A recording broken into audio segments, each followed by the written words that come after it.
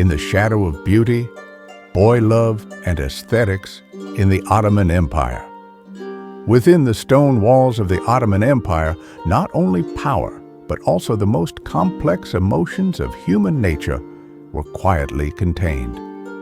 Among these emotions was one both exalted and condemned throughout history: boy love. It is not easy to explain in modern terms, for in the Ottoman world, olançılık belonged not merely to sexuality, but to a vision of beauty, youth, and power, interwoven into the same fabric of life. In the Enderun Palace School, young Devshirme boys were raised to serve the empire's highest ranks. Some drew the Sultan's attention through talent, others through beauty. The 17th century historian Peçevi wrote that these palace youths were praised for their beauty. It was not merely physical, it was an aesthetic admiration. Poets like Fuzuli, Baki, and Nedim celebrated the love of beautiful boys as a reflection of divine beauty itself. Fuzuli once wrote, "He who falls in love must go mad," and what a lovely madness that is. These lines reveal how olançılık became a symbol in Ottoman poetry, the meeting point between earthly desire and spiritual love. Yet this admiration for beauty stood on the edge of what religion forbade. Under Islamic law, livata, sexual relations between men, was a grave sin. Ottoman court records from the 16th and 17th centuries contain such accusations. Some were exiled, others, protected by powerful patrons, escaped punishment. Law and social reality were often at odds. Historian Dror Zeevi summarized this tension. Sexuality in the Ottoman world was surrounded by prohibitions, yet it was never entirely suppressed. Culture reshaped it. Thus, olançılık was neither a secret sin nor a mere literary ornament. It was a silent tension within society itself. Centuries earlier, the Kabusname had already wrestled with this question. It warned, "My son, look not too long upon the face of a boy, for the heart may remain there. The love of a boy robs a man of his honor and strips him of his reason." And elsewhere, the same text offered another curious counsel on desire and balance. In summer, seek the company of women, in winter, that of men, for thus the body keeps its balance. A man's flesh is warm, and when two fires meet beneath the summer sun, the body falters. A woman's flesh is cool, and when two colds meet in the heart of winter, the body withers. The Kabusname, though written long before the Ottomans, deeply shaped Ottoman moral thought. It acknowledged the existence of such desires while warning against their excess. Desire was not denied, only urged to restraint. In Ottoman culture, that restraint transformed in the poet's voice into beauty, in the scholar's sermon into virtue. Ottoman poetry thus treated olançılık not merely as passion, but as a language of beauty itself. In Nedim's verses, the streets were filled with handsome boys. In Baki's odes, the cupbearer was a youthful beloved. Yet these loves were more symbolic than physical, reflections of divine perfection upon the human form. As scholar Selim Surakuru explains, the boy beloved in Ottoman poetry does not represent modern homosexuality, but a genderless ideal of beauty. Thus, in Ottoman aesthetics, beauty was both human and divine. Modern historians interpret this differently. Ervin Temel Schick reminds us that in the Ottoman world, modern notions of sexual identity did not exist. A man was not defined as heterosexual or homosexual. His actions were understood through social roles, not inner identity. Olançılık, therefore, was not a fixed orientation, but a relationship between power and beauty, between the dominant and the admired. And so, in our story, the young Enderun student Yusuf grows old. The verses he once memorized, he now writes himself. I loved you, fair one. I know not if this love is sin. You are fire within my heart, yet your name is spoken with God's. These lines carry the same eternal question. Is it love? Is it sin? Or merely admiration for beauty? In the Ottoman world, O Lanshuluk was more than a tale of desire. It was a mirror of beauty, faith, and human contradiction.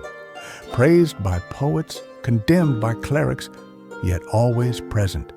Because humanity, then as now, could never look away from beauty.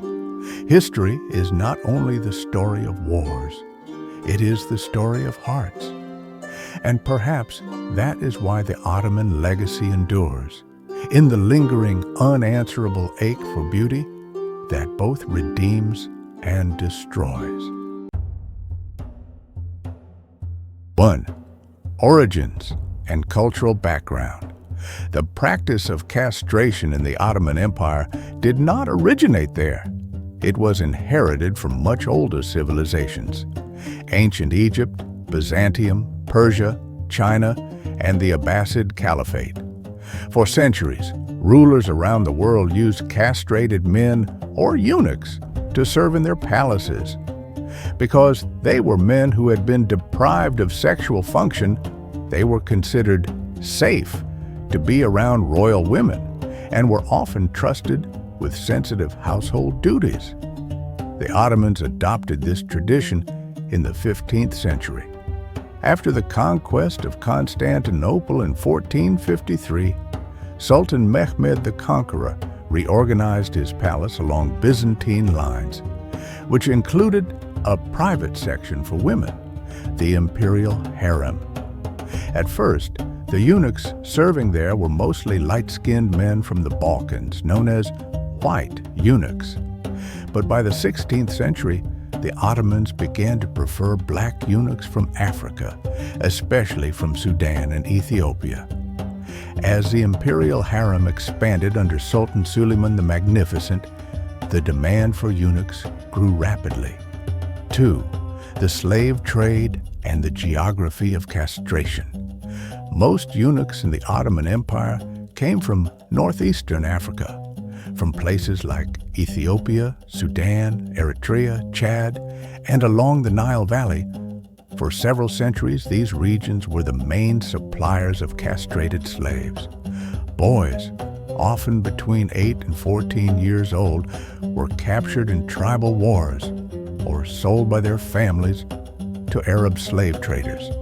They were then transported north through Sudan, Egypt, or the Red Sea ports, where the castration procedure would take place before being sent on to Istanbul. The main centers for this operation were towns such as Dongola, Kassala, Suakin, and Jeddah.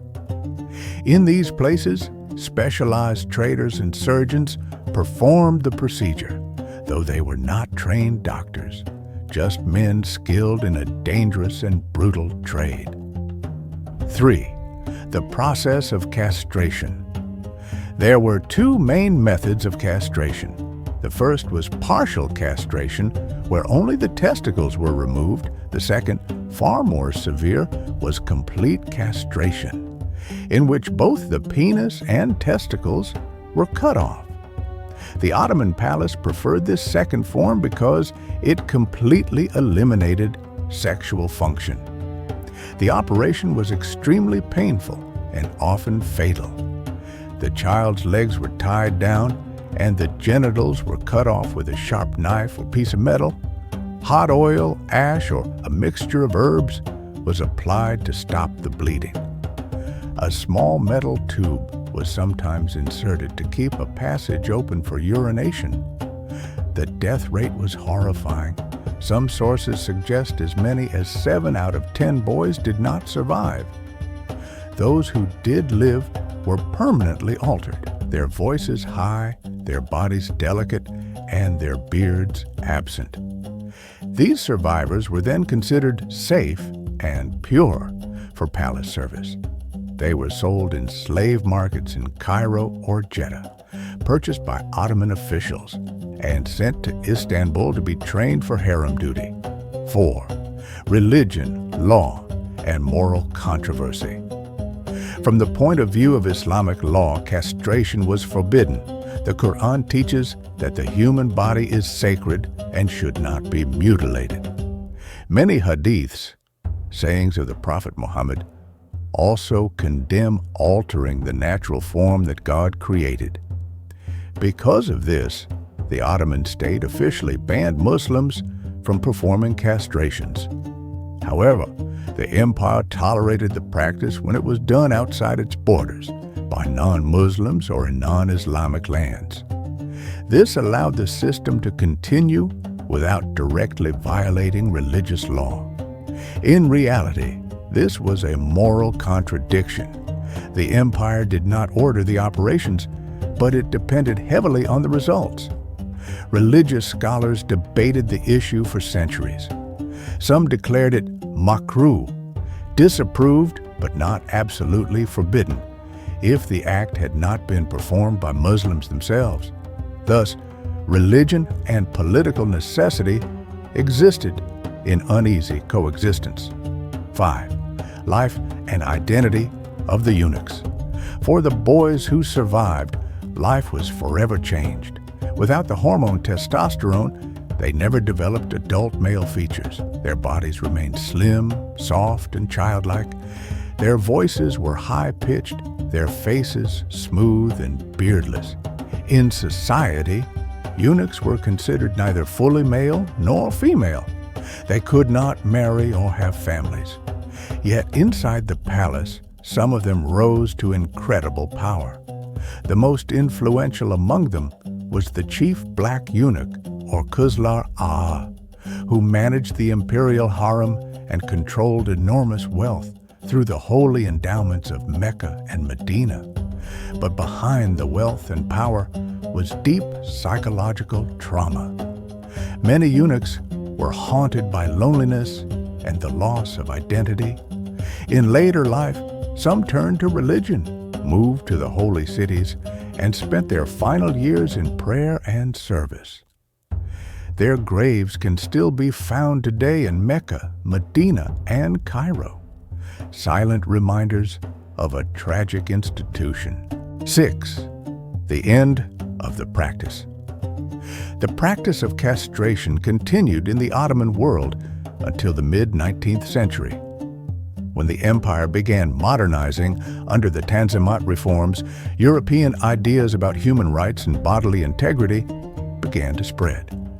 In 1847, the slave trade was officially banned, which also disrupted the supply of eunuchs. By 1869, an imperial decree prohibited the use of new eunuchs in the palace.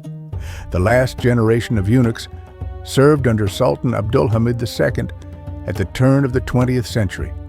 When he was deposed in 1909, the centuries-old tradition finally came to an end. 7. Conclusion. Castration in the Ottoman Empire reveals a profound contradiction between religious morality and political necessity. Islam forbade the mutilation of the human body, yet the empire relied on these mutilated men to protect its most private and sacred space, the imperial harem. For centuries, the eunuchs of the Ottoman court lived between power and suffering, visibility and silence. Their bodies were instruments of control, their voices absent from history. Yet their story remains one of the most striking examples of how human lives were shaped and sacrificed in the name of empire and order. Thanks so much for watching. If you enjoyed the video, don't forget to give it a thumbs up, subscribe to the channel, and turn on the notification bell so you don't miss any new videos. Share your thoughts in the comments. I read them all. See you in the next one. Take care.